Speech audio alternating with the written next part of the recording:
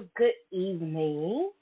I'm your girl, your diva, Sasha, coming into you live for another episode of Night Talk with Sasha. So, it's Saturday, if you didn't know. Friday wasn't a good day to have a podcast for me. It was kind of a busy day. Okay. Friday, Thursday I had treatment, so I haven't talked to you guys about that in a while. So Thursday, my day of having treatment has changed, and that was my fault, and we'll get into that. But first, I just wanted to come on, and I tried a Saturday show before. You probably remember, if not, but I tried a Saturday show before with my former co-host, Beauty and Swing, after I had treatment. So I may be doing that again because now that I have treatment on Thursday, by Friday, I'm not in the capacity to really just do anything. So I'm trying this out. It's still gonna be at 9 o'clock, even though it might be on Saturday. Today it was 9:30, simply because I was getting my munch on. I was eating. It was late. I know it was late, but it was really the first meal that I've had today. I had some. This is like the disgusting. It wasn't disgusting, but the name of this oatmeal, overnight oats that I have, is called Mush. Okay, it was one of these spur of the moment buys at Publix. You know how Publix is. You go in there and you look around and da da da da da, and it was on sale. So I got some mush. Okay, and I got vanilla bean, cinnamon, and maple, I think it is.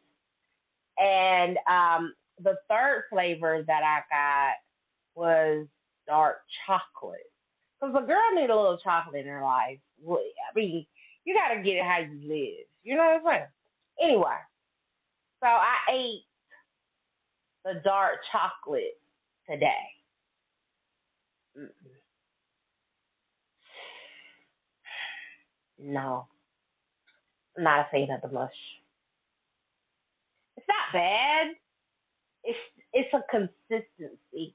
Like, it has rolled oats in it, and it's really good. It says that it only has 6 ingredients: rolled oats, dates,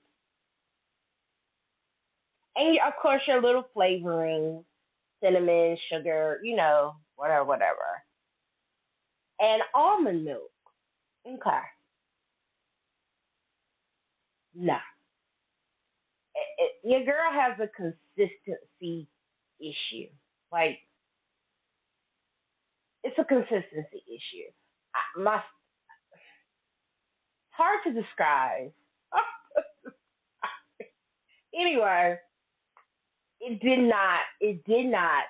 not work out very well for me today. So I put the mush back in the refrigerator and had a granola bar. Because I honestly, guys, like, when I have treatment, it's not as bad as chemo as it was in the beginning. Um, but I take a chemo pill every day. And even though it's a chemo pill, it still affects you the same way. Not as bad, not as harshly, but you can still have the same effects, like not really having an appetite. And so when you hear, and also I want to let people know, Like when you hear someone says, "Oh, I'm suffering from anorexia," don't automatically think like, "Oh my gosh, she's like, how is what is she doing?" No, it means that you don't have an appetite. Okay, so I had a granola bar and half of a protein shake,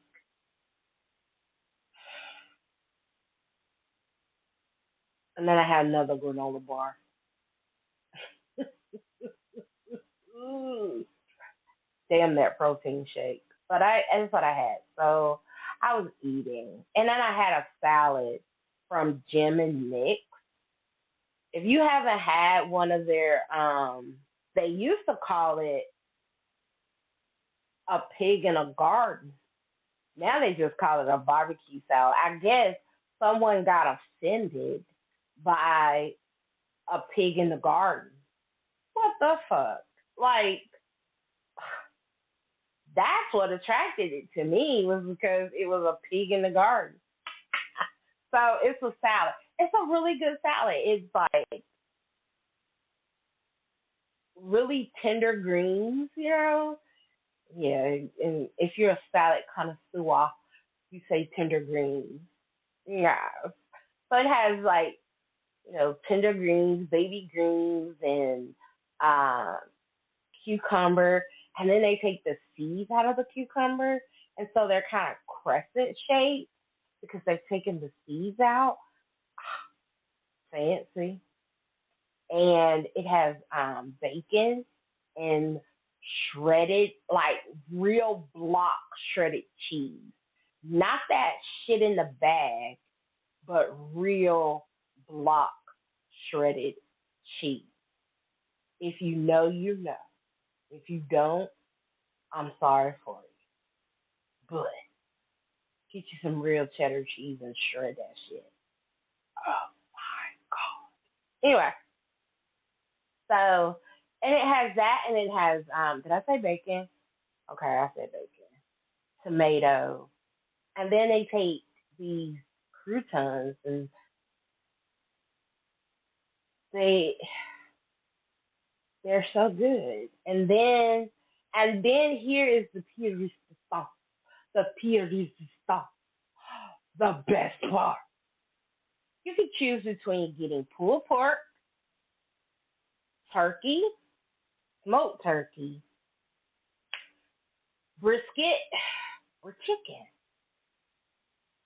Now, I am a carnivore. Okay? I like me some meat. And that's why I haven't went vegan, but I digress. I be wanting all of it, but I know that they be like, no, you can't get all that. Well, okay. So I usually go between. Now, it's an upcharge if you get brisket. It's an upcharge for the brisket. So, baby, $3.50. But, baby, let me tell you, get the brisket. Okay? Get the brisket. Actually, just give me a side of brisket. Like, I don't even have to have the greens. Just give me the brisket. Their barbecue sauce, kind of like, it's that, period, what? It's that shit. It's Carolina based. If you are a foodie, you know about your barbecue sauce, okay? You know Carolina barbecue sauce, vinegary, kind of sharp, little not it's good, but it ain't the best. Okay. And then if you down there in Texas, you ain't really getting no barbecue sauce. Okay? And then down here in Georgia, right, we like a little sweet with our barbecue. So it's thick and sweet. Yes, it is. Coats your tongue really good, and it like, and the best thing about a barbecue sauce is like the heat of it. It doesn't burn your tongue and just like sets you on fire, right? It doesn't do that, but it's a slow burn, right? You get the sweet. So, and like, if you are really, I'm telling y'all, like foodies, Okay, let me give you a tidbit. Let me give you a tidbit, a foodie tidbit. When you eat something, when you eat your food, you want it to activate all the sides of your tongue because every part of your tongue has a different activation. The taste buds are different. It's the sweet and the salty and the spicy, the twangy. Anyway, so definitely get that with your. I'm trying to hear what. Okay, let's talk about how outside I just heard 4 shots. Now, I'm black, and anytime, and I think it's fireworks. Yes, it's fireworks. I'm black. Anytime we hear gunfire. I grew up in the hood. I ain't always lived in the suburbs. Okay, you hit the flow. You hit the flow. So I was up here looking like, damn. So I need to try to get my fat ass in the flow. Call baby.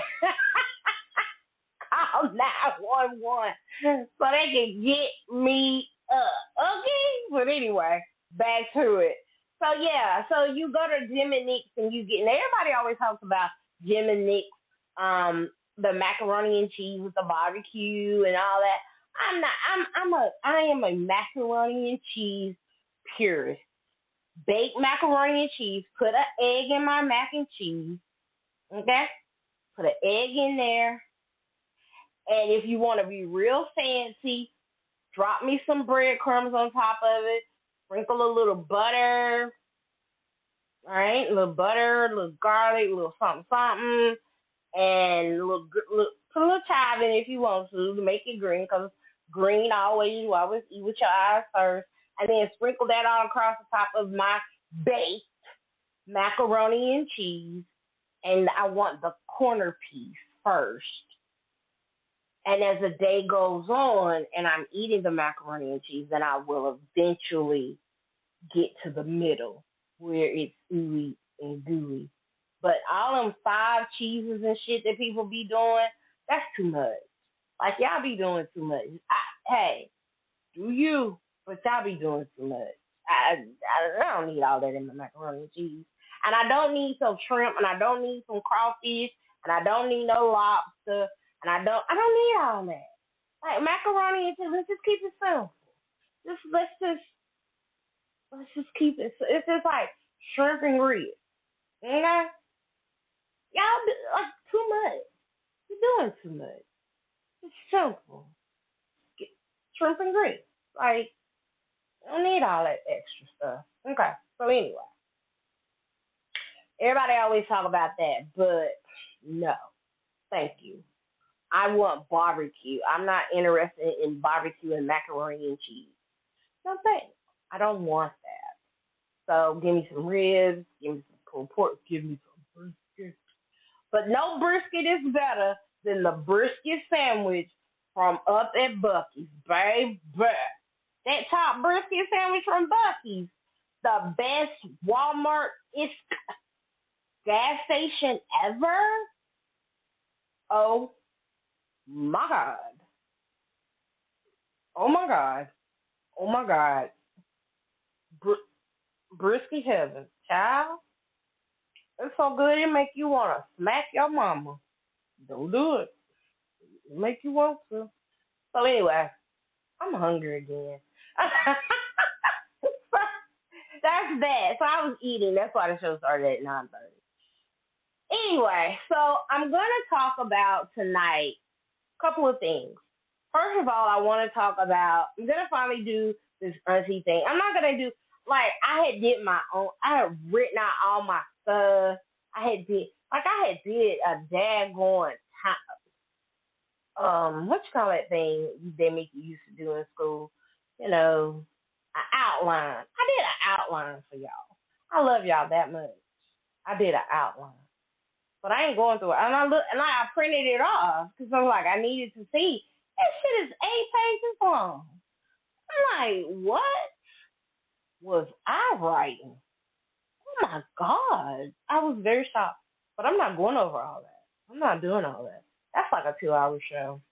And so, anyway, so I'm going to talk about that. I'm also wanting to talk about the auntie moniker. And I want to talk about Gail King because everybody talk about Gail King.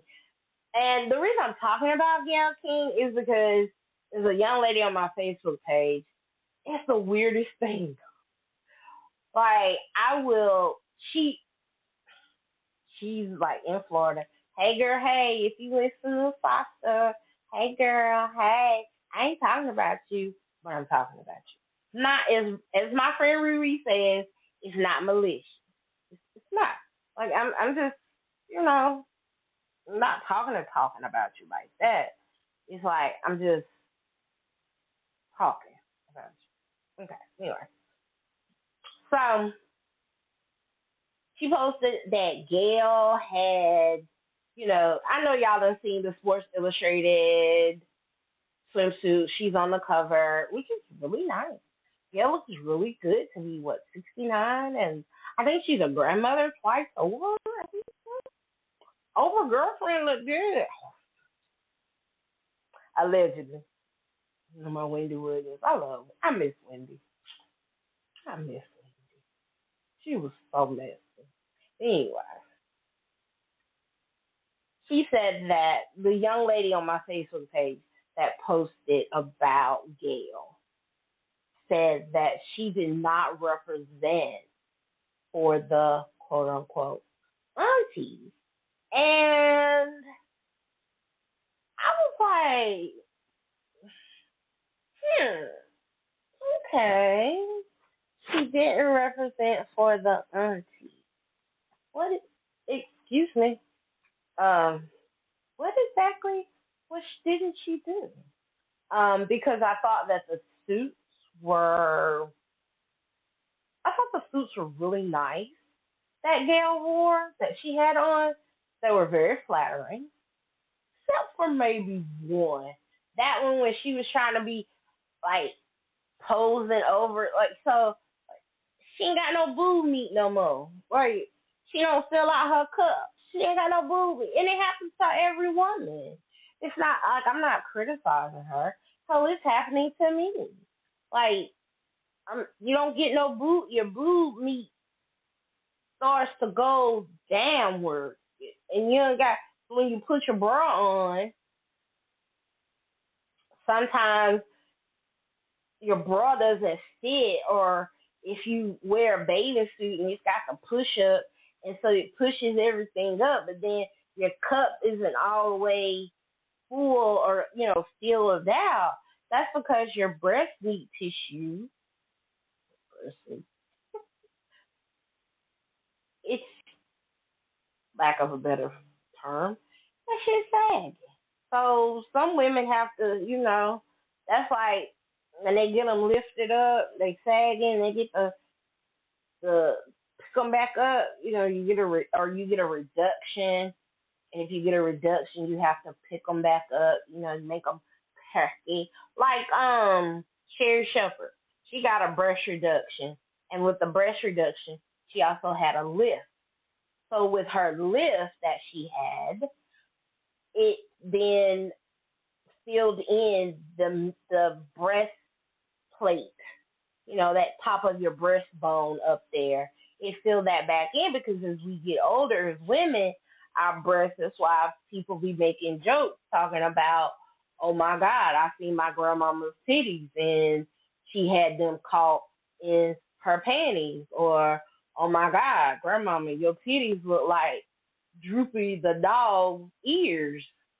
Fuck you. And that's what grandma said, because that's what happened. Gravity is what it's called. So, yeah, Gail had that little meat, that little cutlet. She needed a little cutlet up in there, a little padding. But other than that, I thought that the swimsuits in her body was awesome to be 69 years old. And I felt like her suit, the choices that were made for her in her suits, in her swimsuits, were very spot on as far as her body, because as you can look, if you know a little something about um how to look at a woman's body, you can see that Gail has a shorter torso and she's more leggy. My friend Riri is the same way. Riri looks much taller than what she really is, and it's because Riri has baby got legs. Hey Riri, hey girl, hey. But she has really long legs and she has a shorter torso. So it gives that's one of her assets. That's like when you're trying to dress and you're dressing yourself and you're styling yourself, you have to pick out what is your best asset and dress around that. So a lot of times that's why you see Gail with those long legs and her legs across, and you know those dresses that kind of flare out so that you can get a glimpse of her legs, because she has really nice legs. And so I thought that she looked great. Now let's talk about those poses.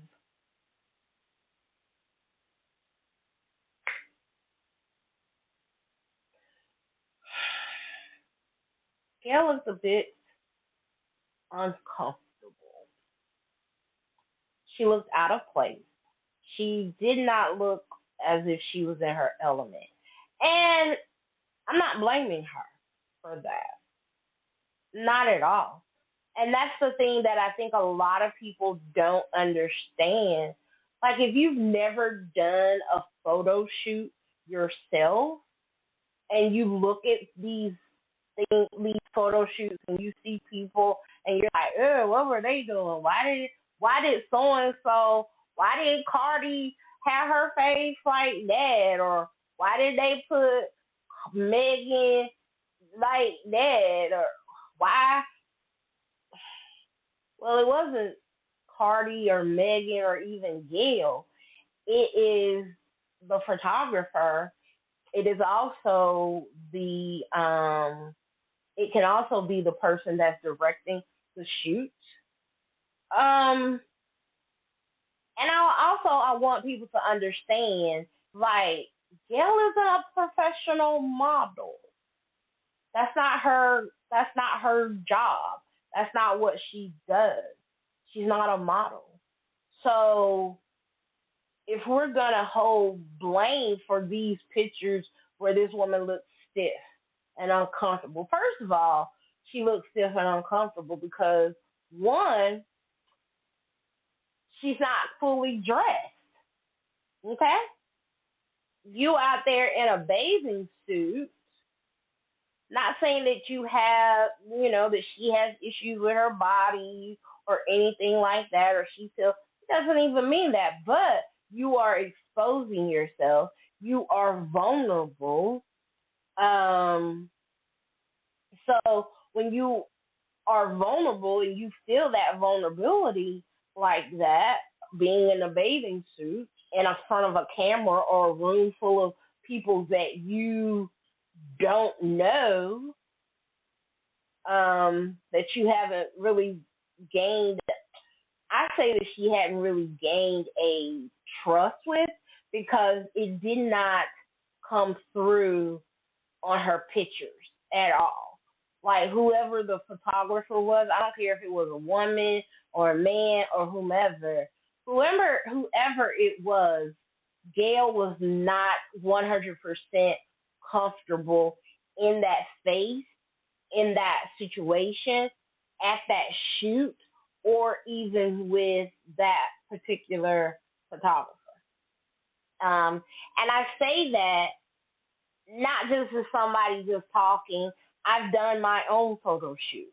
Okay? Yes. Yes. And I was partially nude. Yes, I was partially nude. and you have to be really comfortable. I was not comfortable with the photographer that I was with either. He had done a lot of other women. He had photographed them, but he had photographed a lot of other women before me.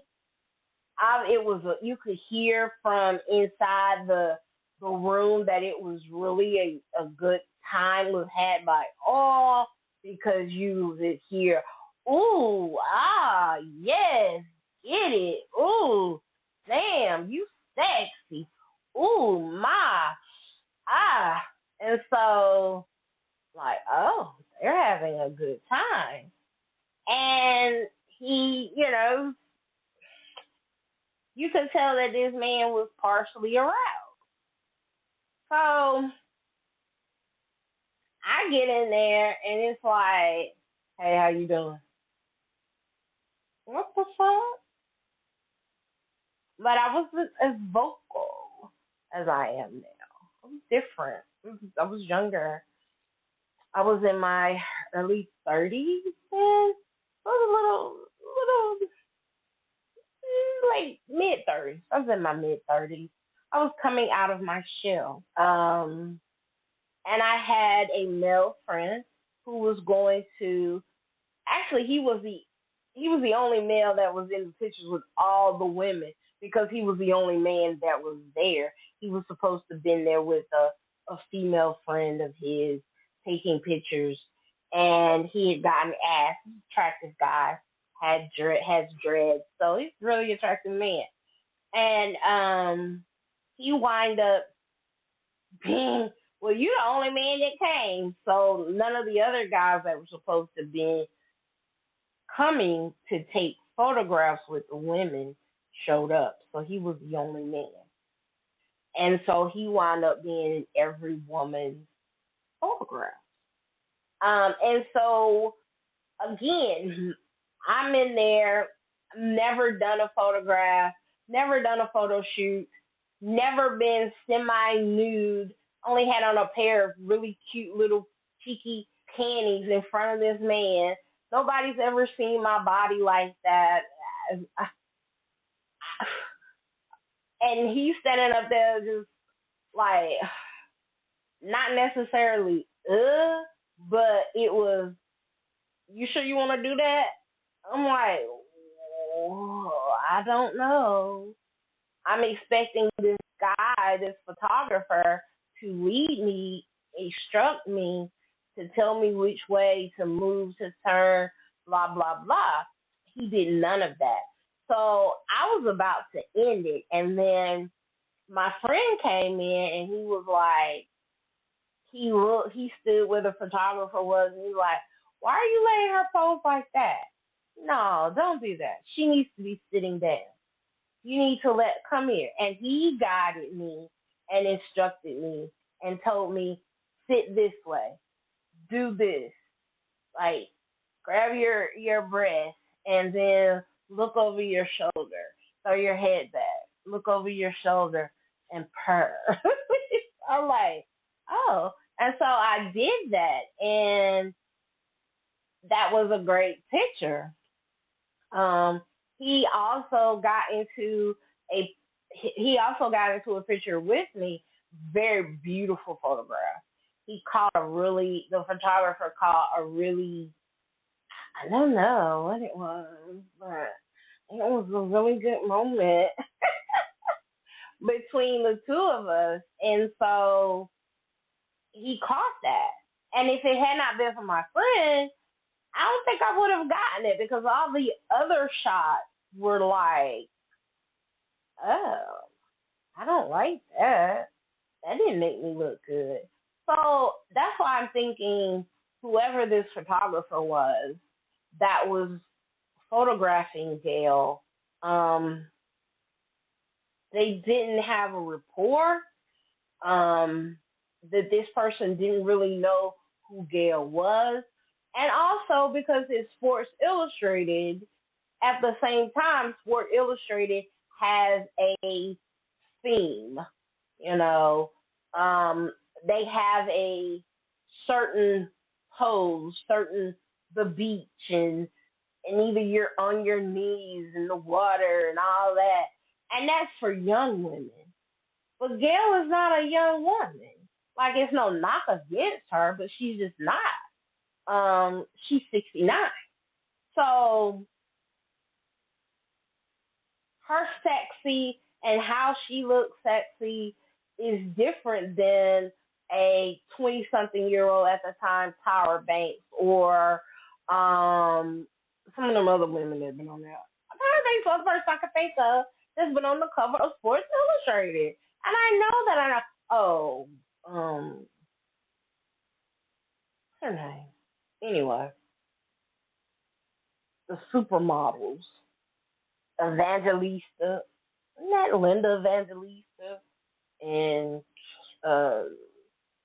she does the Pepsi commercials sometimes during the Super Bowl. Anyway, her.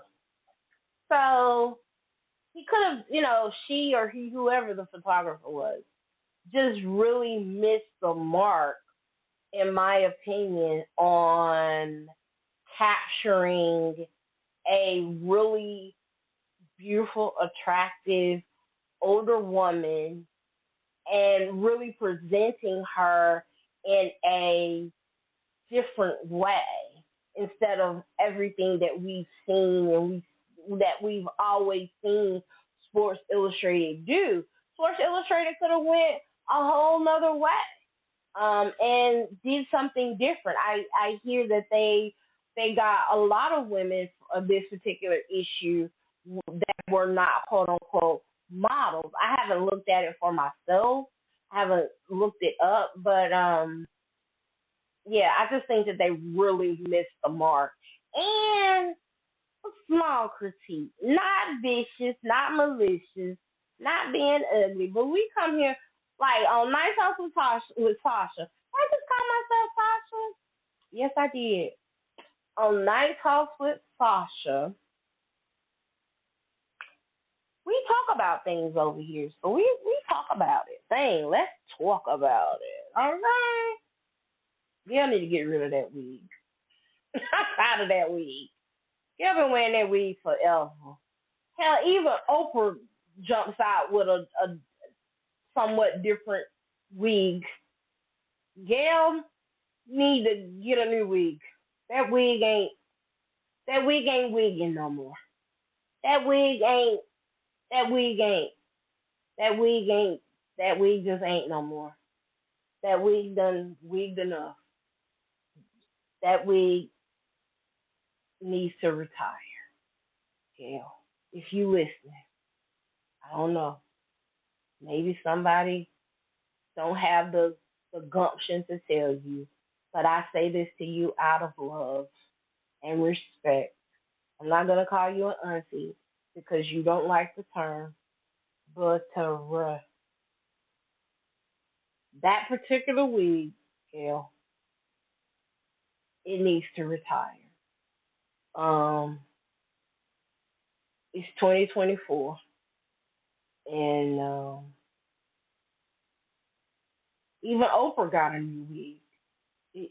Even Oprah, your friend, your bestie, your BFF, your girl above girls, your A1 day one, got sporting a different hairstyle. I know you think it works, and at one time, Gail, it did. It was okay. It was good. It did its job. Okay, but now, time to let it go. Let it go. Put it over there on the little head. Put it in a glass box. Put retired on her. Put her up in the closet and let her go. Play taps for her because her is done. And I say that out of love. Because that way you got to go. Okay? Okay. Yeah. We're going to have a moment of silence for Gail's weed.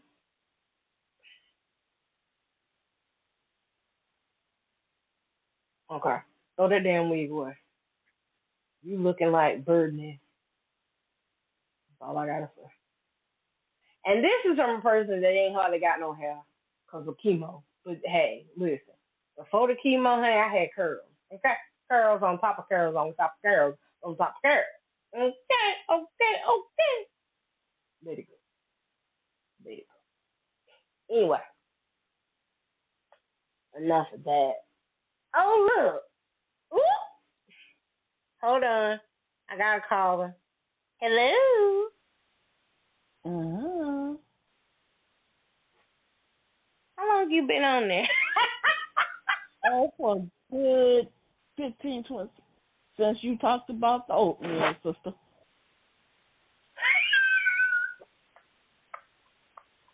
Just been going and going, and I'm like, is this some shit? Okay.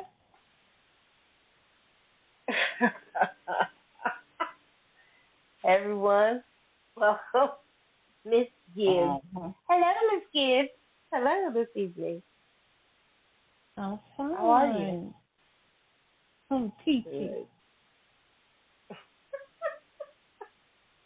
We've had our moments. I just looked down and I was like, oh. Uh-huh. My goodness. Anyway. So, I'm sorry about that. Do you have anything to add about Gail and the baby suits and the wigs? You need to leave her wig alone. But other than that, I'm like, she's comfortable. I'm not worried about her in one piece. I like them. I like the yellow one and the green one, really.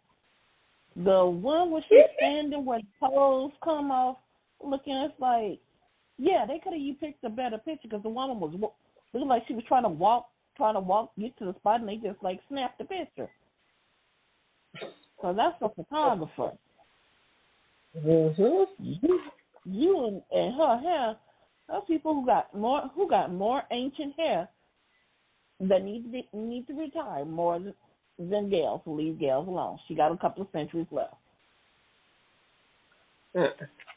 No, Gail needs to let that wig go. Like, Gail knows what works best. I'd rather see her in the wig that she be sporting on CBS sometimes that she used to sport, and it kind of looked like a bob, you know. And I'd rather see that particular wig. Yeah, but that's not what Gail like.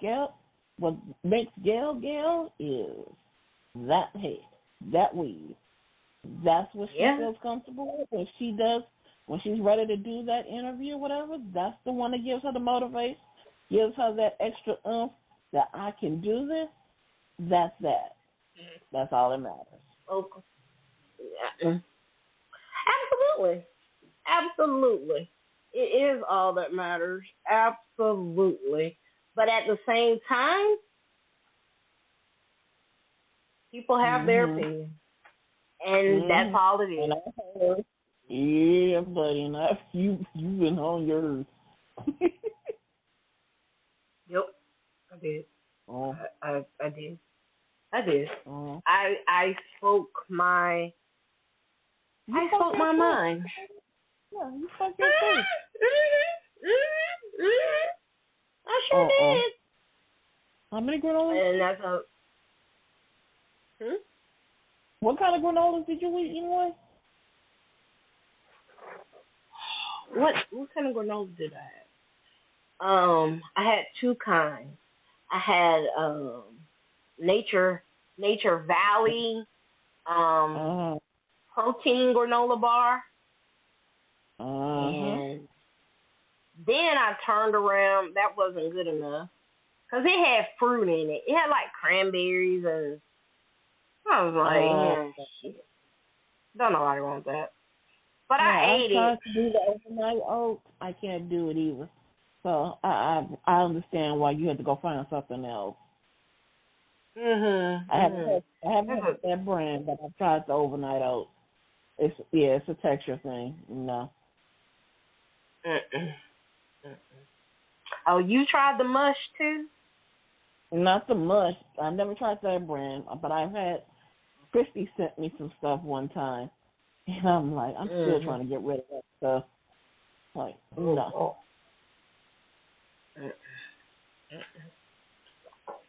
I've had overnight oats. It is the texture. Nah. And I'm glad that it didn't cost as much as it, because I actually caught them on sale. And that's what made me, that's what made me like, okay, I'll try these because they're on sale. They were like, it's good to experiment, to try something different. Yeah. You like it, great. If you don't, you tried it. Exactly. It's not for me. I just say I tried it. Food. Yeah, it's not. I'm not a big fan of Thai food either. Yeah, I couldn't handle kids, so no, Thai food is not for me. Now I have had Thai before. I don't think I have. Yeah, I've had that before. It wasn't. It was. It's okay. It wasn't like, oh yeah, I want to eat that again. Nah. But I do love Chinese food, but not necessarily Thai food. Yeah, I'm getting into Chinese food. Besides the shrimp fried rice or the egg shrimp bouillon, the shrimp, but one of my all-time favorites is shrimp and lobster sauce. That is, you think, it's got lobster in it. It has no lobster in it. But that broth, I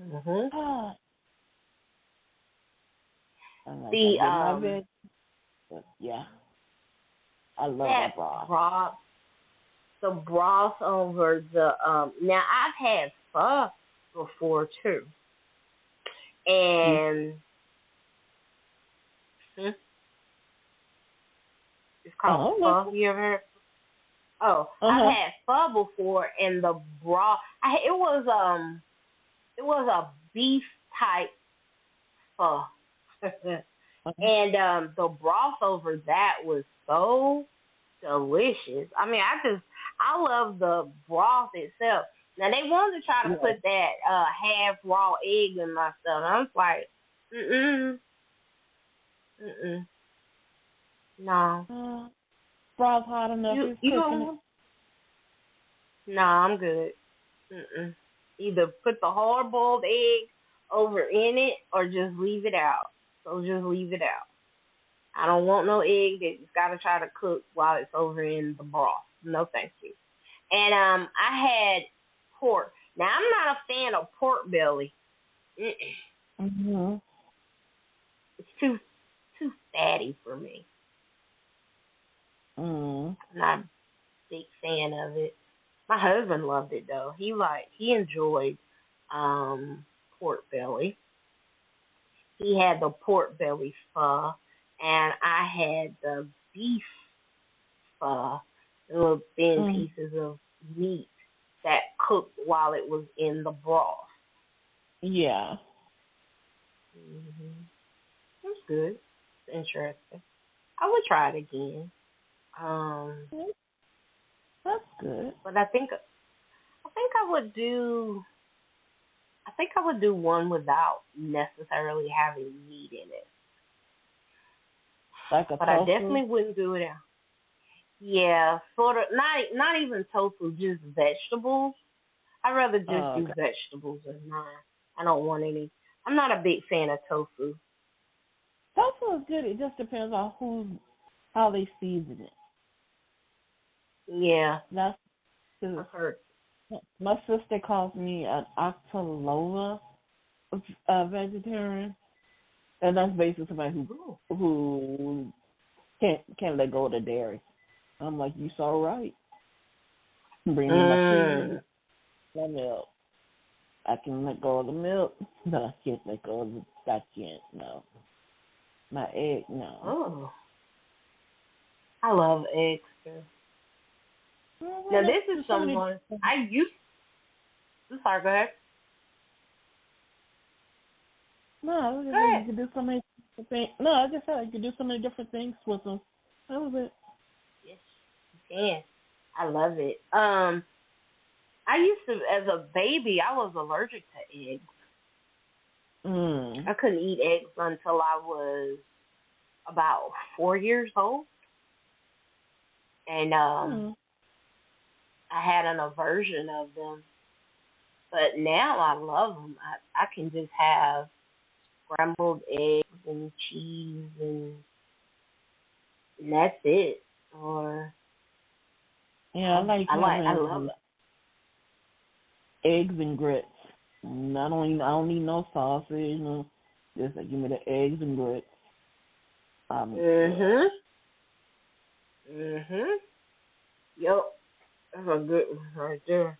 But now that sausage is good though. I ain't gonna lie to you. But I don't have to have. I've got where I don't really have to have a lot of meat. Yeah. It just doesn't taste good anymore. My taste has really changed. It just depends on how you do it, how you make it. Because you get in such a rut to where you eat, like you eat chicken, you eat this type of beef, or you eat this certain type of beef, so you stick with those certain items, and you can get into a rut where it's just like, okay, there's nothing. Yeah, it is. You just got to try that effort. True. You just got to put that effort in. And it's not always expensive. You can just do little twitches, and it makes something that you would normally eat a little bit different. Well, it's like, okay, I need to do that more often or never do that again. Exactly. I'm the same way about I don't like ground turkey. Can't get you with it. And that's my favorite now. I tried to go back to see if I could go back to ground beef, and I'm just like, I love my ground turkey.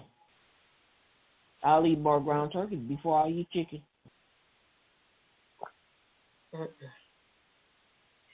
The ground turkey is just like tofu.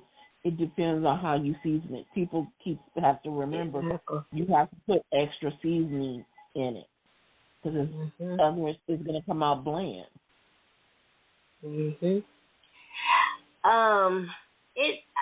didn't come out bland. It just for me, it just didn't taste right. I just don't like the taste of ground turkey and stuff. So no, or I don't like turkey bacon. It's just so I'm not a big bacon. You ain't missing nothing.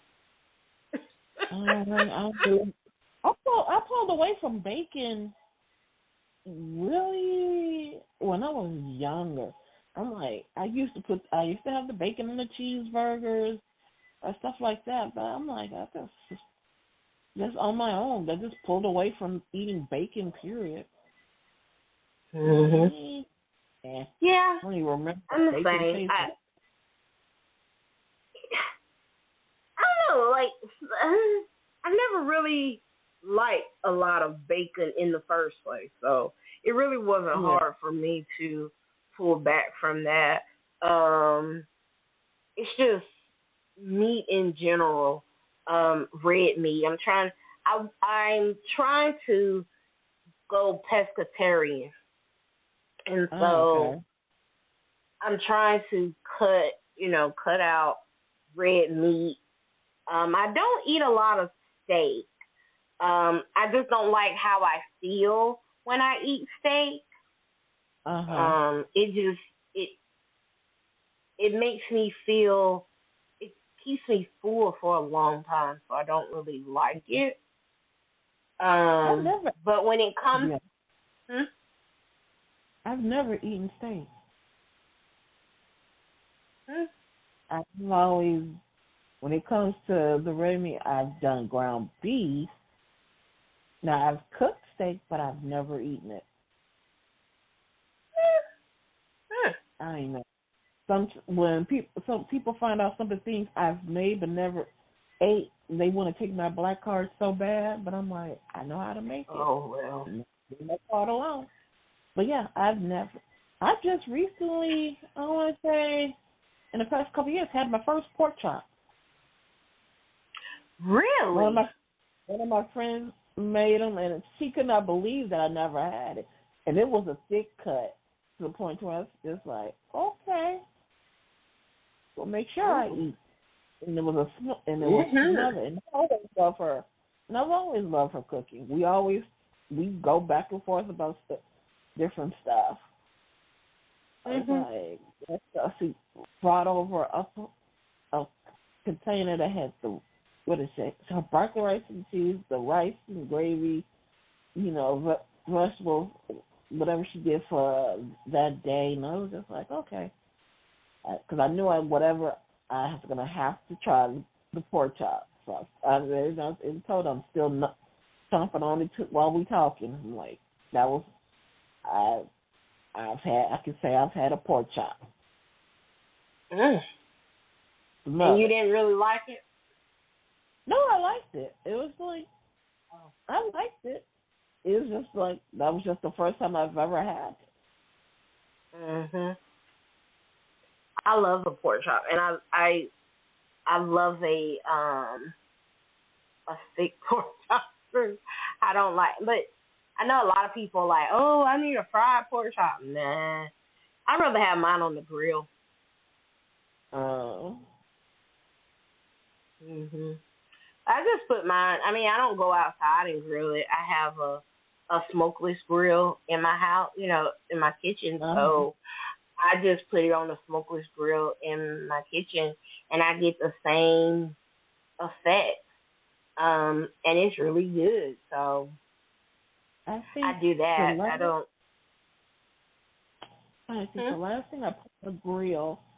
No, I'm trying to think of the last thing I put on a grill. It was a shark.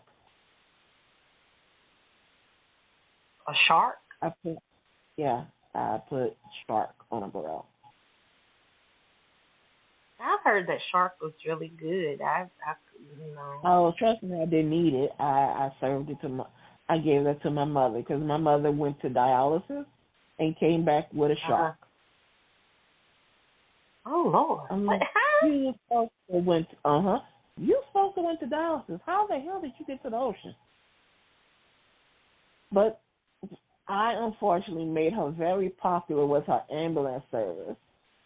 And the ambulance drivers, they went out, fishing, whatever, and they had caught a couple of baby sharks. They gave one to my mom. And I looked at them crazy. First, I gave it back to them and told me, you clean that. I'm not, no. You take that and you clean that. Then come back to me. In which they did. And I'm like, okay. Okay. And while they did that, I tried to look up on, like, I got to cook shark. What the hell? Find the perfect recipe for me. And I'm like, okay. Yeah, I grilled. My mother had shark one day. She can say she ate homemade shark. Did she enjoy it? Yep, because she tried to get them to go fishing again. I'm like, no, ma'am. I ain't doing that to me twice. Wow. I know you're not supposed to cook it for a long time. It's almost like tuna. It cooks quick, just like shrimp and other seafood. Yeah, it cooks really quick. So it's not long on an open grill. So it's like there's some basic seasonings and some lemon juice. And she ate it. I'm like, I'm glad you did, because I wasn't. But I can say I cooked shark. I can say I cooked shark most of my life. Yeah, you can. Yeah. I can say I cooked lamb once, and I Now, don't eat lamb. I don't. But I I've cooked had it. lamb once, and it was at a friend's wedding. I had the lamb chop, and I couldn't get another one. And I'm like, okay, I like Bambi. I know it, right? Mm-hmm. Bambi was juicy. I, I have to admit. poor baby, poor baby. Bambi I got. did lamb chops with the mint green sauce. Mhm. I did that, and I cooked it for. I didn't do the green sauce because she didn't want it, but I cooked it for Mhm. my great grandmother. Yeah, I cooked her some Okay. lamb. She liked lamb, and so I Oh, cooked it okay. for her. And nobody else wanted it. Dang, I wish I was I on. did little pieces of meat. It was that good. Mm-mm. I know it's got to be the right seasonings and stuff like that, but it's good. I remember, and another type of meat that surprised me, alligator. Had that on a cruise. Oh no. Oh, yeah, and that's surprised. That's surprised. I think it was fried. Of course, I think, yeah, it would have to be. It was fried alligator. It was appetizing. I was just like, Mm-hmm. okay, Carnival, I see you. Mm-mm. No, I don't necessarily want to do. No. But now I I have eaten rabbit. I didn't know I was eating rabbit.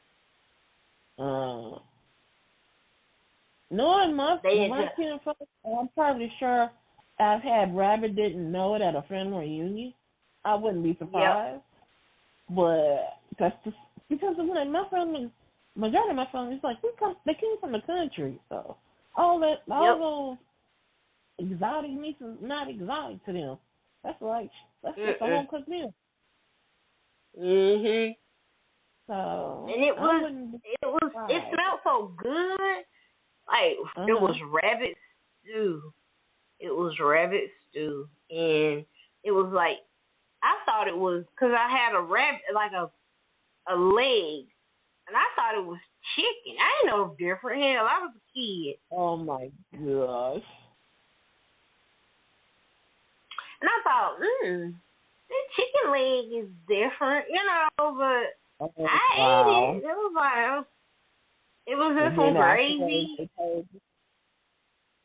Afterwards they told you. Yeah, I heard the grown folks talking about it, and they were like, "Oh, it was my great grandmother's sister and some family members," and they were like, Mm. "Oh, that rabbit sure was good," and I'm like, "What rabbit?" I'm thinking to myself, "Oh yeah, that rabbit stew was good." And oh, I ate a rabbit. Scarred me for life. I ate Thumper. No. Damn. Yeah, I ate Thumper. He was And my see, favorite too. Thumper. Thumper and Bambi, they together up there. They reminiscing.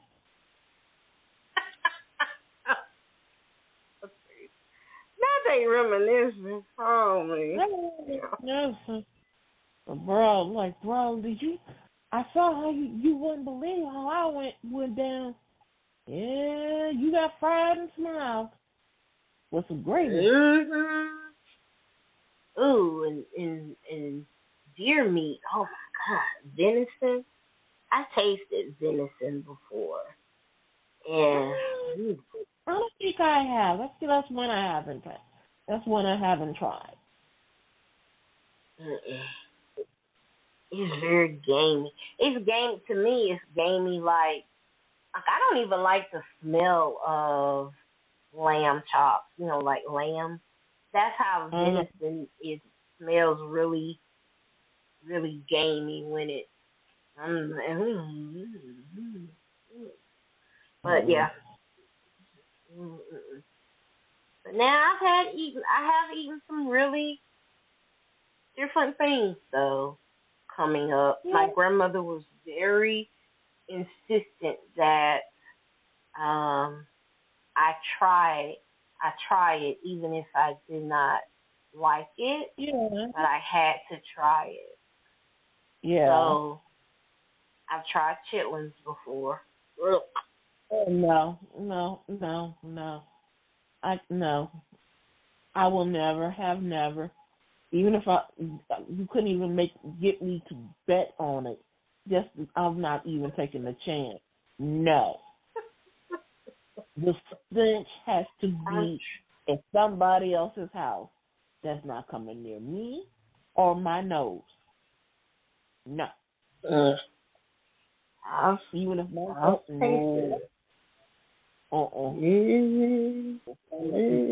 it.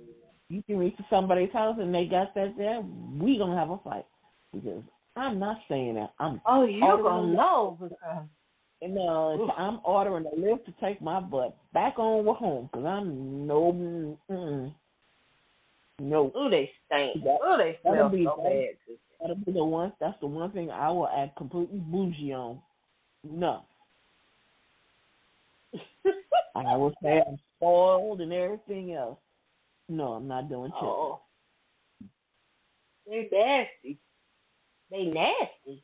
And they don't, other than, not only do they smell bad cooking, but they don't taste good. They taste sour. Like my grandmother even made me taste. She made me try it. That was her thing. If you don't like it, that's okay, but you're at least gonna try.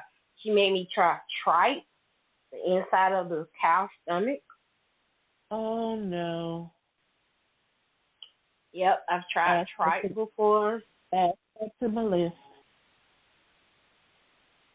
And chitlins and tripe, to me, it has a sour taste. Like tripe has a very sour taste to it. It's because it's the stomach.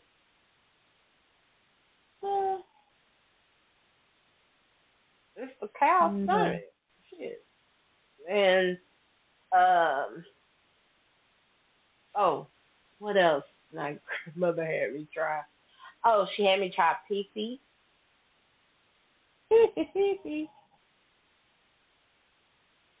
This is where you can say I'm losing my black card. No. You're not losing it. Yeah, we tried to pig I feet. have to turn in my black card. I will turn in with pleasure because everything you said, so top 3, no, hell no, fuck no. Yeah. And after I tried it, I've never eaten it since because, like I said, she just told me I had to try it. If I didn't like it, my dad grew up like eating chicken feet. Yeah. I'd rather be around chicken feet. I'd rather be around watching somebody suck a chicken foot than deal with a pig. Well, I don't know. I've even I grew up in a time, and people still do it now around here where I am. They eat chicken back. I'm sure my family has, but no. It's nothing but the bone, the backbone that you cut out of the chicken. That backbone has a lot of broth.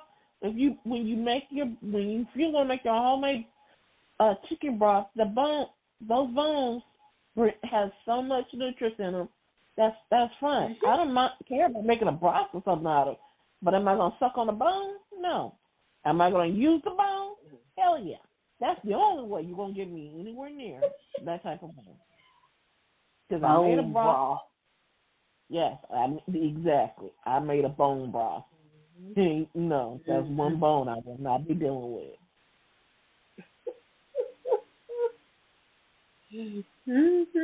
Yeah. That's what you do, you know. You grew up in the South, in the deep. Well, what they consider this a deep South, so.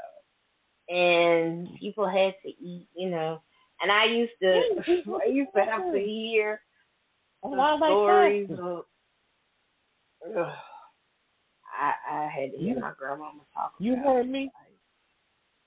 Yeah, you tell them you eat what you have to. That's why I learned about fasting. Yeah. Peanut butter and jelly was my friend. Hello. I don't even need the peanut butter and jelly. Just give me the bread. I'm good. You better eat this food. And call it a day. And there's other stuff that people like and enjoy, but I don't like fried green tomatoes. Tomatoes. I don't eat that either. I'm weird when it comes to tomatoes. It's like I love making pasta sauces with them. I like them in tacos. I like tomatoes in like a taco salad. But I refuse to have a tomato on my hamburger. It's going down in freaking wing, but I'm like, no. I don't like tomatoes in my hamburger. Yeah, I don't like them either. I don't like tomatoes. And I really don't like ketchup. I get talked about, how don't you like ketchup? Because some people put it in too much stuff. So many things, I'm like, okay, I get it. Desperate times, desperate measures. But come on. Sometimes you can come up with a substitute for just leave it alone. People use ketchup for their spaghetti sauce. Just get tomato sauce.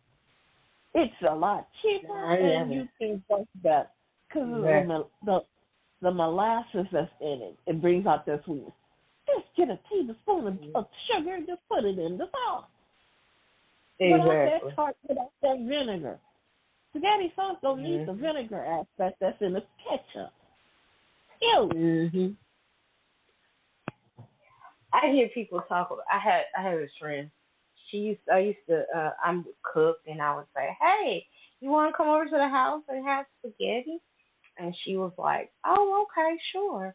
So she came to my house. She ate dinner, and then after she ate, then she started asking me questions about my food. She's like, "What kind of tomato sauce was that? Like, what did you use on your spaghetti?" I said, it was just I took a can of like Hunt tomato sauce. And I add my own seasonings to it, and I let it cook on the stove for a little while, for an hour or two, and then I added the meat and stuff. She's like, "Oh, was something wrong with it?" "Oh, I just use marinara. I like marinara better than tomato sauce. It's the same damn thing." "No, marinara is different." I said, "Oh, okay, well, I'll keep that in mind then." I was like, "Girl, please. You use canned tomato sauce?" "Oh, yeah. What you think spaghetti sauce is?" Oh. That's when the surprise comes in.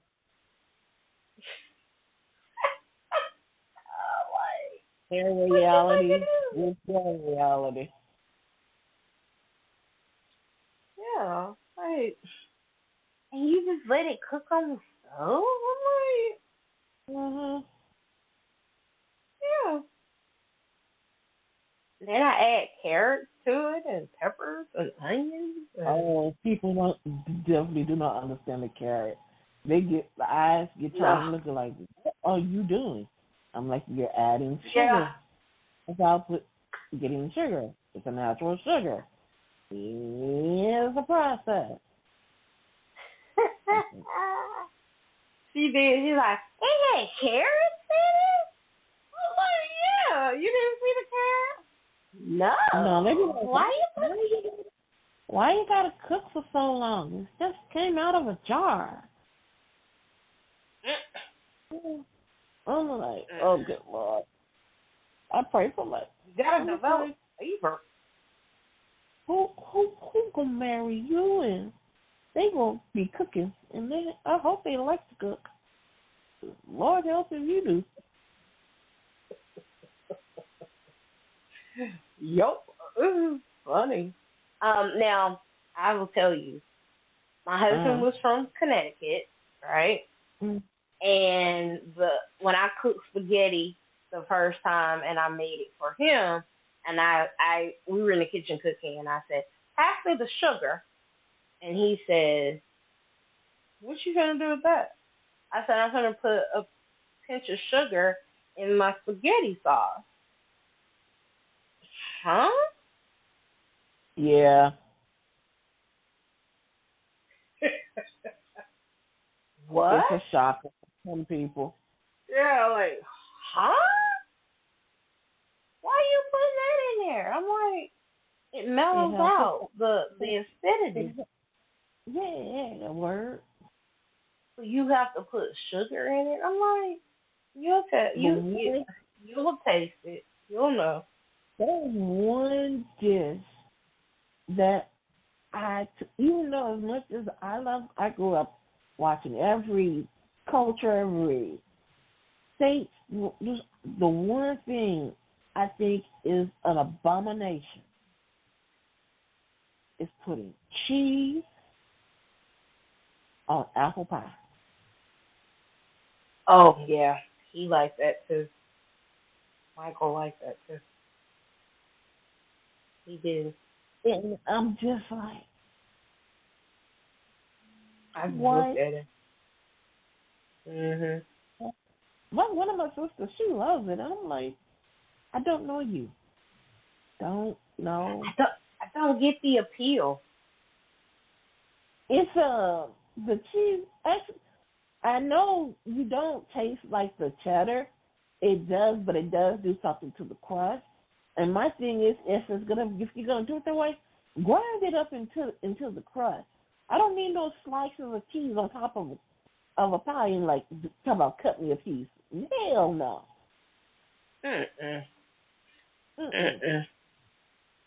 Cheese goes on macaroni and cheese. Cheese goes on cheeseburger. Cheese does not go on apple pie. No, it does not. Now, you want to talk about me? Because I don't think sugar goes on grits. Oh, I agree with you on that one. I don't like sweet grits. I'm a salt and pepper and butter. And cheese. Butter.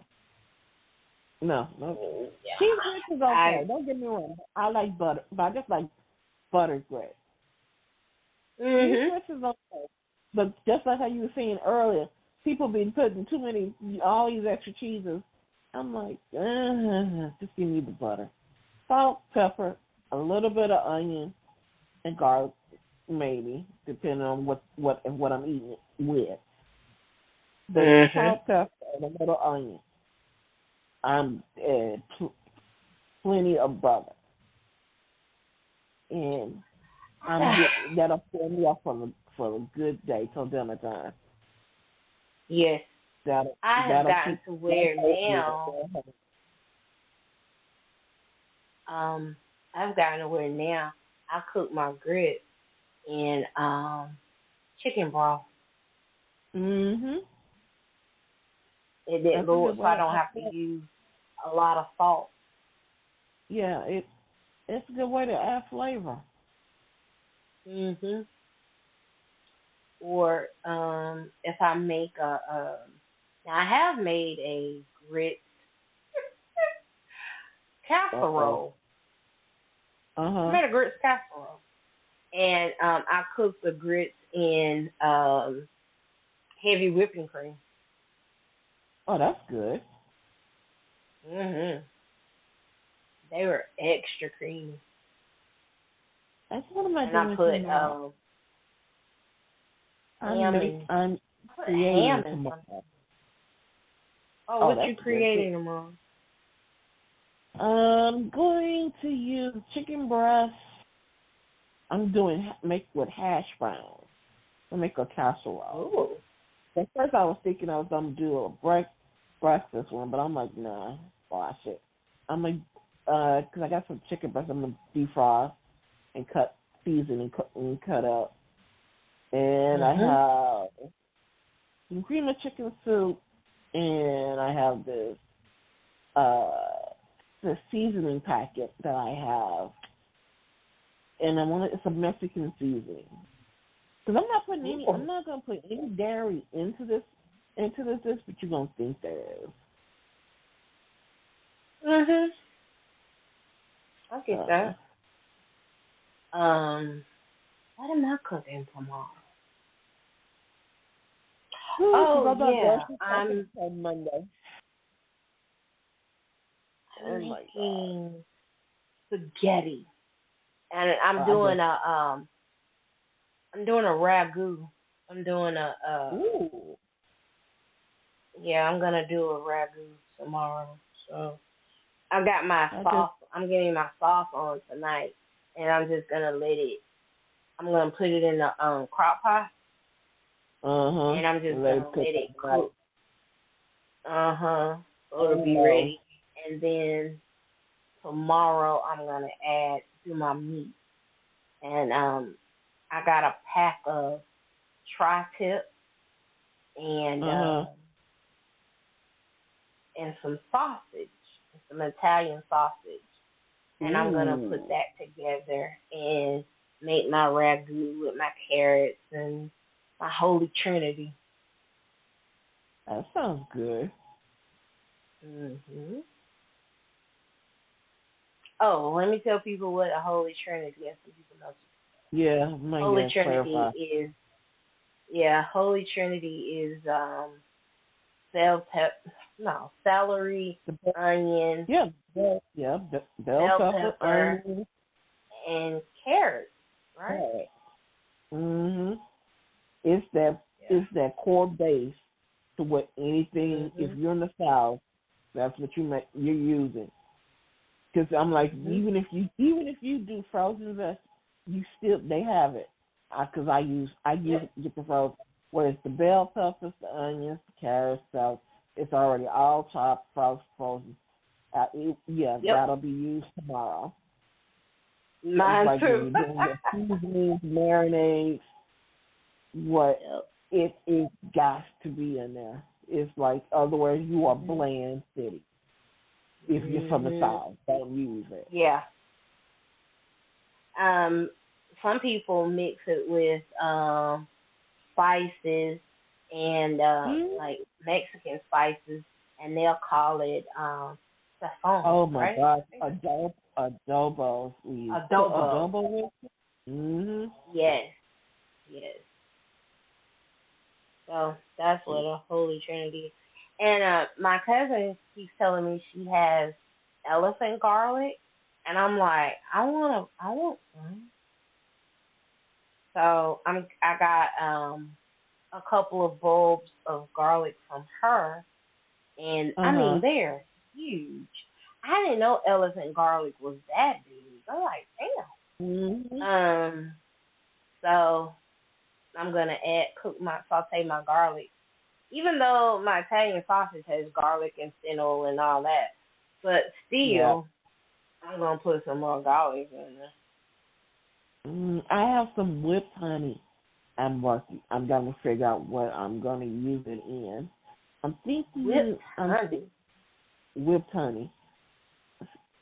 See, I have one sister when she goes to certain places. I know what she's bringing back. I know what I'm getting. I know what I'm getting. Vanilla bean paste.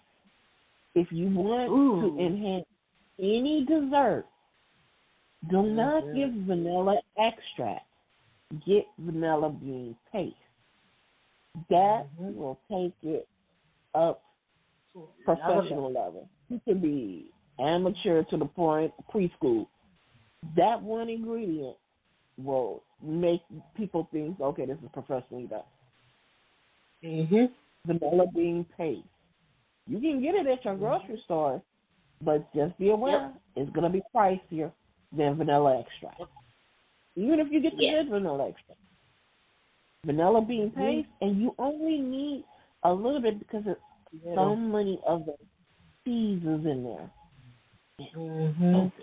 Vanilla bean paste is really good to use when you make homemade ice cream. Those flakes, oh my God! You see those little specks? Yes. You know that spoon is about to be good. Vanilla, I think for my mom's birthday is coming up, and I said I was gonna make a chocolate cake. But I think I'm just gonna make a pan. But I think I might use the whipped honey in there. Like she's gonna eat it. I'm gonna devour this sucker myself. I was sitting here thinking, because I just saw a recipe for a cake. Actually, I was in I'm in a pound cake group, and I just saw a recipe that I was interested in, and it's a cornmeal cake. It's made with semolina flour, and olive oil. You know about those. Yeah. That with honey. That would be good. That whipped honey would be good on it. I think the craziest dessert I've done. I've never had pistachios, so I don't know how they would taste. I think the craziest dessert I've made is because I like to mash different desserts and combine them. So I've done the peach cobbler cheesecake. I've made. So people were surprised when I said a chocolate pound cake. They were like, I've never heard. I'm like, oh girl, let me inform you. Yeah. Oh yeah. Chocolate pound cake. They're delicious. Exactly. And they're fun to make. I got people when I made a chocolate pecan pie one time. They were like, "What?" But I think the strawberry shortcake cheesecake. That was the heart. That was the most complex because I posted pictures of it, and it looked like the swirls that I used pecan shortbread for the crust. I used those Kiwi pecan shortbread cookies for the crust, and I also used the Girl Scout lemonade cookies. Oh my God! So they have the sweet. You have that sweet and the nutty with the tart. Yes. Yes. I was. And then with the straw, but there was pound cake in the cheesecake, but along the strawberry swirl, the glaze to go the swirl into it, and then because it was like you have to start the process of cooking the cheesecake, and then when it's starting to settle, you got to take it out, add more things to it, and put the other layer of the cheesecake in, and then put it back in the oven. Oh. Yeah, that was the key to get those layers to combine and to have you slice into it. There's different slices of pound cake in different. You have to pre-cook. You have to pre-cook you put half the batter in, and you pre-cook it for maybe 15 to 20 minutes, 30. Then to pull it out, then you put so it starts to form. Then you put your pound cake and your whatever, if you want strawberry, raspberry, whatever flavors you're trying to do. You put that in with the remaining of the cheesecake filling, and then you put it back in the oven and let it finish cooking throughout. Because even after it's finished cooking, you still got to let it set overnight. Because I always do. That's a 24-hour dessert. If you're going to do a cheesecake right, and especially a bake, that's a 24-hour cheesecake. Do you bake yours in a bain-marie? Sometimes, but a lot of times I don't. I'll just do it by just in a springform pan, put it on that, and put it on that rack. Oh. Yeah. And a bain-marie, y'all, for those that don't know, is a pan that you with some hot water. Yeah, hot water. It's warm water, and then you put your springform pan, with your cheesecake in it. A lot of times people use bain-marie to bake their cheesecake to keep it from cracking. Yeah, but it can still crack. A lot of times that's good for the smaller things. Now, I remember I did a housewarming to where I made souffle, and I put the souffle. It was a lemon souffle, and I made the souffle inside of lemon. And I used that technique because no matter what, when you do souffle, it's gonna go down. It just depends on how far down it's gonna go. Yeah. Now that is really good for doing that. But I was like, I was so proud of a freaking lemon, but I had never been so mad in my life. And I'm like, I am never doing this for nobody else unless I'm married. It's a lot of desserts that you can, especially when you're making a custard type dessert that you want to put. Yeah, like creme brulee. Pot of creme brulee. Yeah.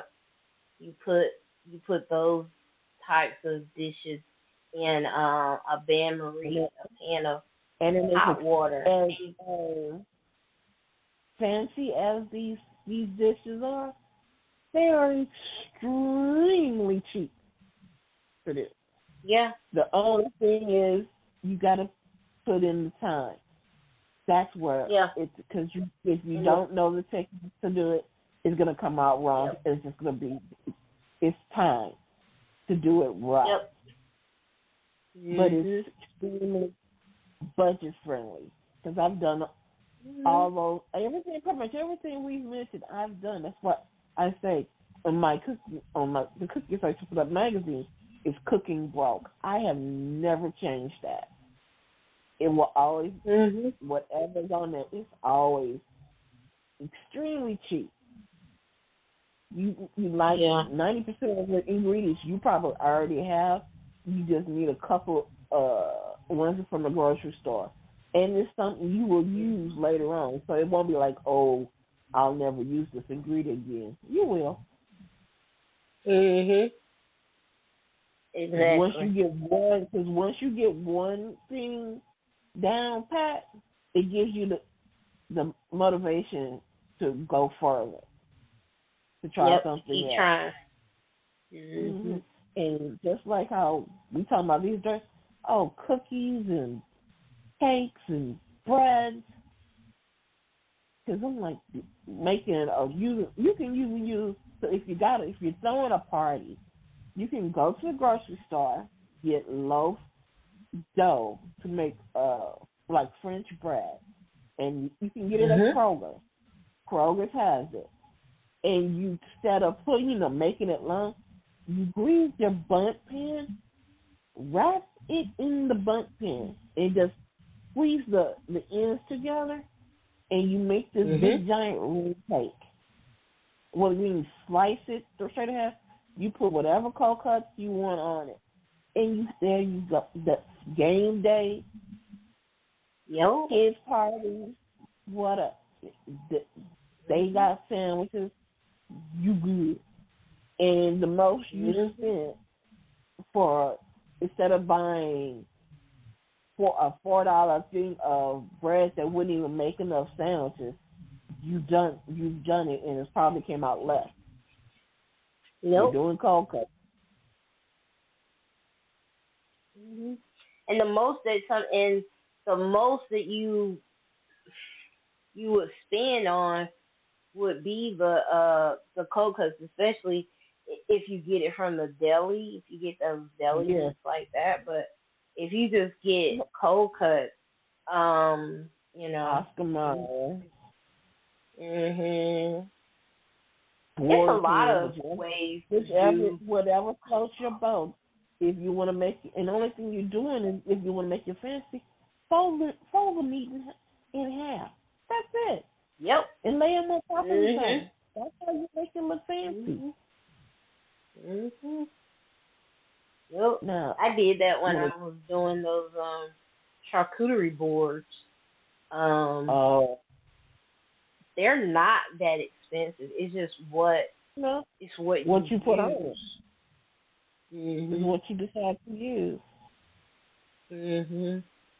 I think and they're the most extravagant looking thing I think I've ever made that was really extremely cheap. I made it was for a kids party. Mhm. I made the little hamburgers, but it's basically from different types of candy. I got everything from the Family Dollar. Oh wow! I got everything from Family Dollar. But people swore like I spent Google amount of money because we use vanilla wafers. I already had the honey and sesame seeds. There's the bun. When it comes to the burger patty, it's like a marshmallow stuff like from the cookie section, like a chocolate covered marshmallow. Yeah. There's the meat. I have coconut and I have food coloring. Green. There go your lettuce. Lettuce. Tomato. You have frosting. No, that's for food coloring. You have that frosting. One red, one yellow. Ketchup, mustard. Mhm. Then if you're if you're still over that candy section, you can find some yellow Laffy Taffy. Cheese. That's like, or back during the pandemic, my book group together, we did a distant book group, and so we were supposed to have lunch in the park, and I don't know what happened, but we didn't, and but anyway, I made ice cream sandwiches, and but I made them out of cookies.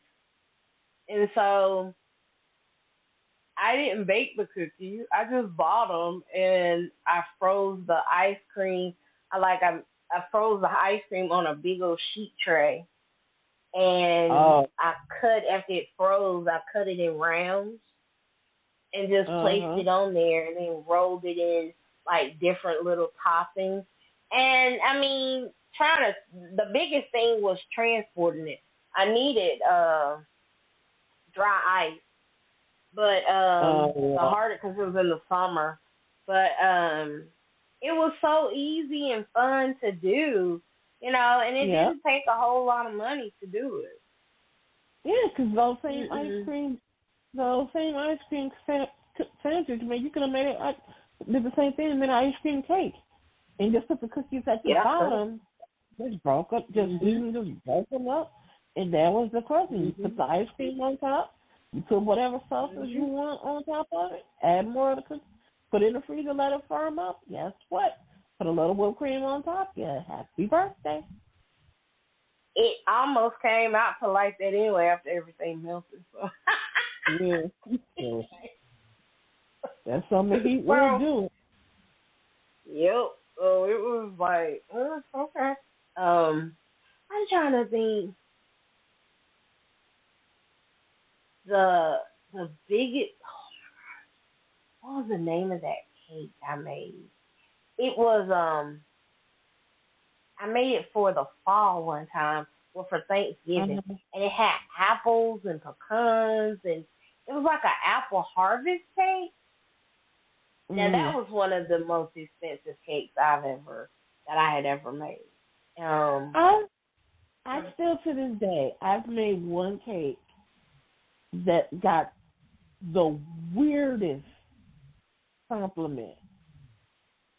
And to this I can't remember if it was an apple or peach cake. It was one of the two. And unfortunately my middle nephew, he's a grown man, whatever. Still, he knows I'm baking, so he's on his phone. He's ready. He's ready for this cake to be done. I'm like, it's got to cool. Negro takes the cake because I still have it puts it in front of the AC unit. So help it hurry up and cool off. Because he was ready to eat. When it finally gets done, because I don't know if I'm I will put fruit into the cakes, and I will put a glaze. I wouldn't want to put a thick frosting in it. I would make a glaze for him. Mm-hmm. He took a big chunk out, and I think he got ice cream with her. And he was on the phone, and to this day, it's the weirdest, most uncomfortable compliment I ever got about a cake. He was like, "This will make you." He was on the phone talking about, "This cake will make you bust a nut."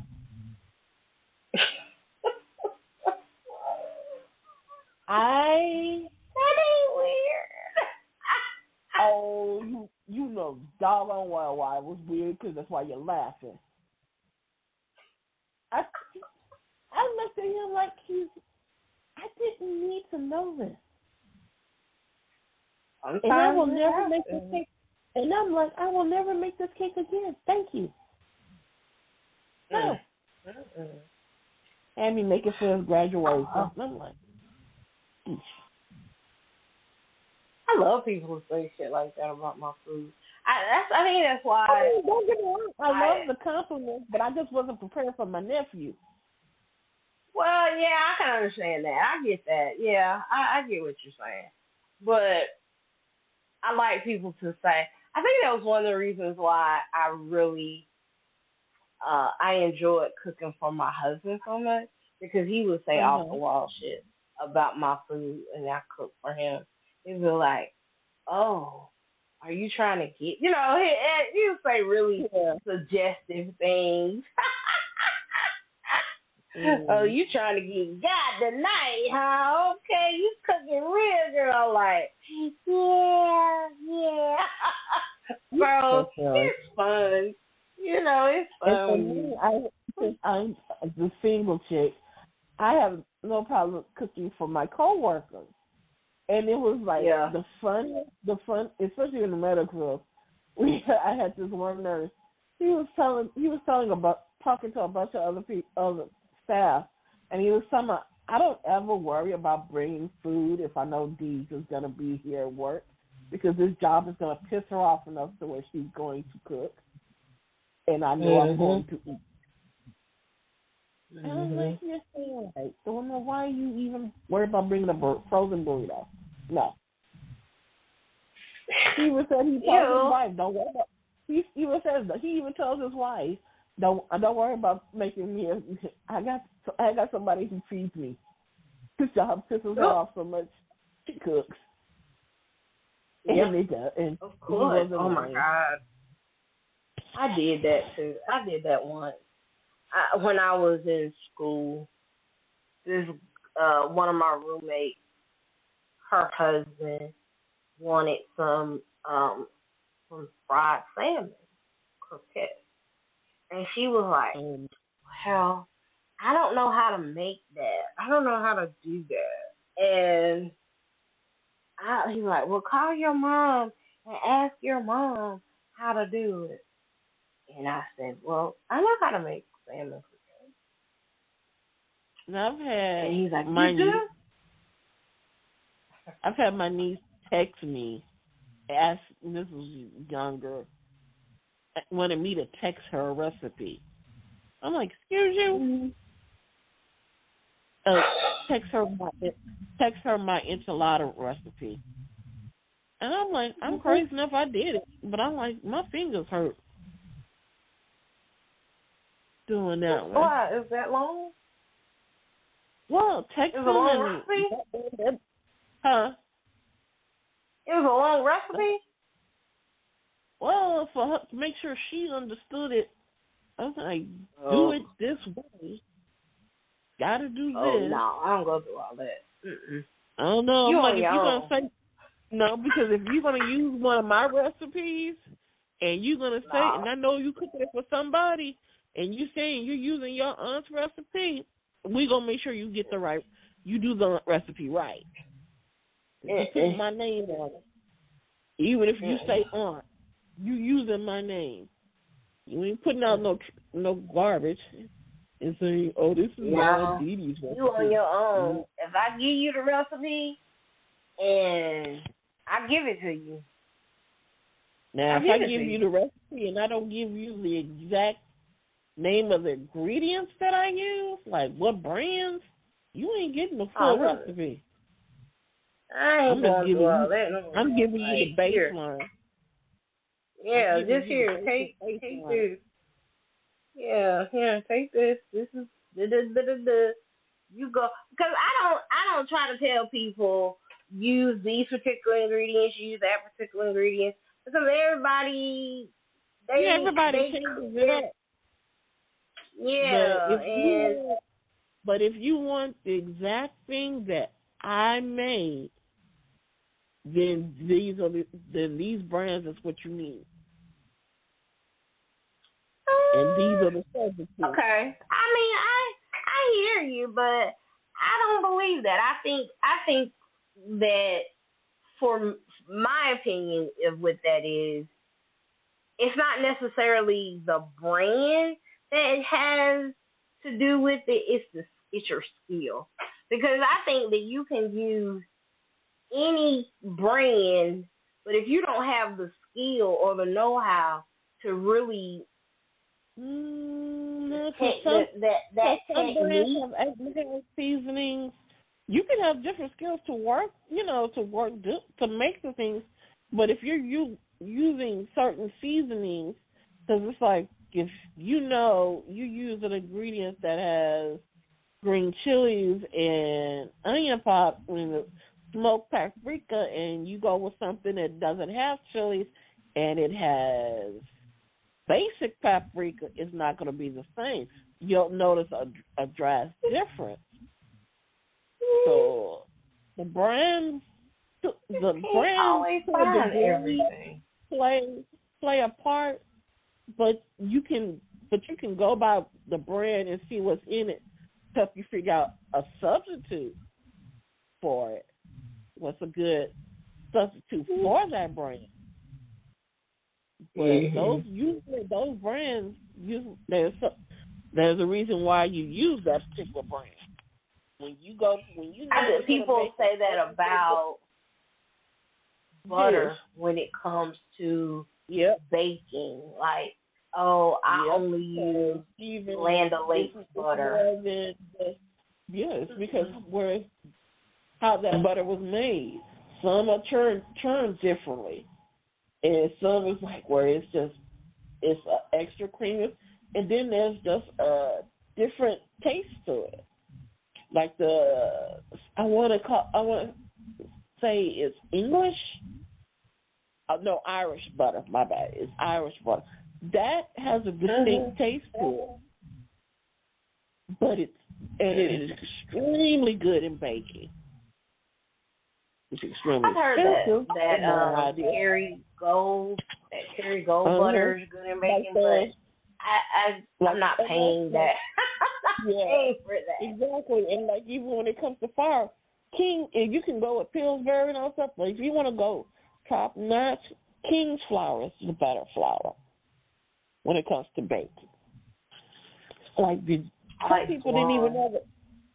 Yeah, some people didn't even know that there's such thing as cake flour. And I'm not talking about the cake mix box. There's a thing called cake flour. No. Yeah. Swans is a cake flour. And also, if you're trying to bake a cake at home and you don't have cake flour, you can make your own cake flour by adding corn. But a lot of people don't know these hacks, though. I mean, I think that's a good thing, and you can make, like, I refuse, like, I don't use buttermilk that much, you know. Oh my God! But there's so many different things you can do with buttermilk. It's tenderizing your meat, to making your pie crust, to even some people have. I've never used to make cookies, but I have heard of seen recipes where people use it for cookies. I've used it in. I use buttermilk to make my red velvet cake when I make them. But I don't put. I don't buy buttermilk anymore. If I'm just gonna make, if I'm not, I make my own buttermilk. Yeah, you can. Just like you make your own ricotta cheese, you can make your mozzarella. You can do it. And it's not really, it's not really hard to make buttermilk. Just time consuming. It's just the time consuming. And a lot of people don't even have cheesecloth to even to know where to get cheesecloth. Well, you don't necessarily have to use cheesecloth. No, something close to it. You need something that you can that can absorb it, and that it can go out. But it doesn't necessarily have to be cheesecloth. You can use one of your standard kitchen towels and mix up your cheese and put it in a kitchen towel, and of course a clean kitchen towel, and squeeze it to get the water out of it. That can work if you don't have cheesecloth. So I mean, it's a lot of different little hacks that you can do. Like with buttermilk, all you need to make buttermilk is just lemon juice and milk. Yeah. That's it. And stir it and let it sit there. So what I usually do if I need buttermilk, when I put all my stuff out to get room temperature, like my eggs, my butter, and my creams and stuff, or whatever I'm using like that, I will then mix up my milk and my lemon juice and let it sit there on the counter, cover it, of course, and stir it, cover it, and let it sit there, and it will turn into buttermilk. It will sour. It'll turn into buttermilk. It will even clump like buttermilk. So, it's a lot of things. I'm gonna have to do that one day. I'm gonna have to do a cook show, and tell y'all about cooking hacks and stuff that you can do for certain things if you don't have it. Like, you want to make cake flour at home. Yeah.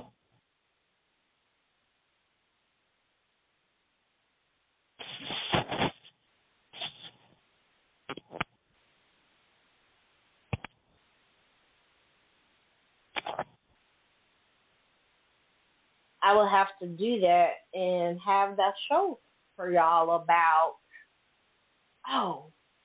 Okay. But what I need to tell you about before time is up, because time is almost up.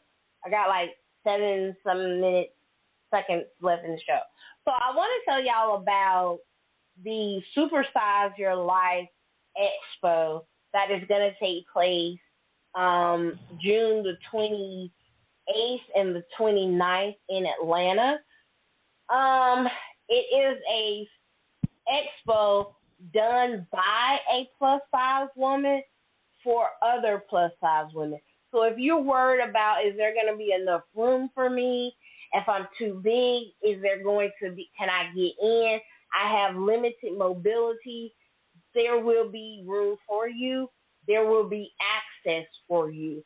There are going to be scooters and wheelchairs there for you to use if you need them. Even if you're not plus size and you just need the ability to get around because you have limited mobility just from whatever, they will be there. There are going to be clothing. There's also going to be some sponsors like Big Fig. Big Fig, the mattress company, is going to be there. And they're also sponsoring a conversation between one of the fat influencers. It's NAFTA, the National Fat Acceptance. She's going to be there, and they are sponsoring that conversation. There are some closed door conversations that's going to happen just for us. If you all know Pretty Fat Girl Gang, LaQuisha Brown, she was on Night Talks with Sasha. She's going to be at the expo. If you've always wanted to meet Pretty Fat Girl Gang, be a member of the Pretty Fat Girl Gang, talk to LaQuisha, she's going to be there. She's also doing a closed door conversation. So if you want to know about it, come and see. She's going to be there both days, Saturday and Sunday. So come on to the Supersize Your Life Expo. They're going to be clothing vendors, and the clothing vendors are going to go from a size 26 up to a size 40, okay? They're going to be food, entertainment, everything, makeup, perfect, whatever you can think of. But what this is, it's for us as plus size and supersized people by a supersized woman. Unique Gibson, she is doing this expo.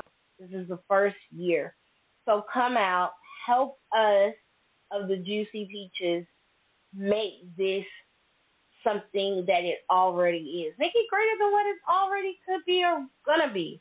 Also, the butterfly ball. Come out to the butterfly ball. This is really important. This butterfly ball is for our lymphedema, and lipidemia warriors. They need our support. This is a fundraiser. This night is to help these men and women. We have men and we have women in our group, Juicy Peaches, that are warriors. We have two young ladies that are hosting. They both are the lymphedema and lipidemia warriors, Katrina Barnes and Jamila Coleman. Come out. If you can't come, think about supporting and doing a donation. Every little bit helps. But if you want to know about the Supersize Your Life Expo, look up the expo website. It's SYS Supersize Your Life SSYL Expo.com.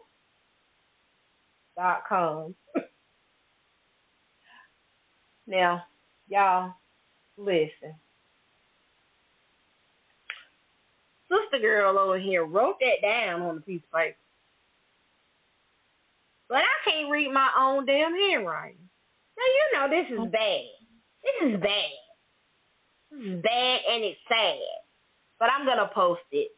If you look at Night Talks with Sasha, the page, the Facebook page, you'll see it. And there is a QR code that you can scan with your phone that will open up and give you all the information that you need to know. Pricing, location, everything that you need to know about the Supersize Your Life Expo. I think it will also give you information about the butterfly ball. The butterfly ball is going to set off the whole weekend. It's going to happen that Thursday. So definitely come out if you can. Now, the butterfly ball is black tie.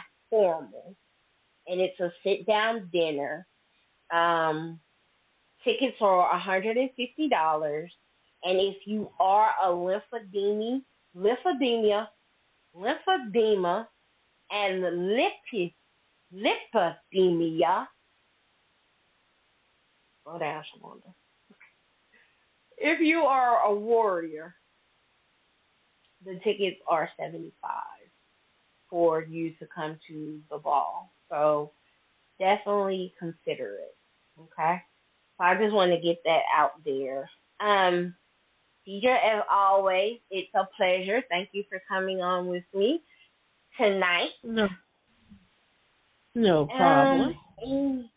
I want to thank it. your viewers.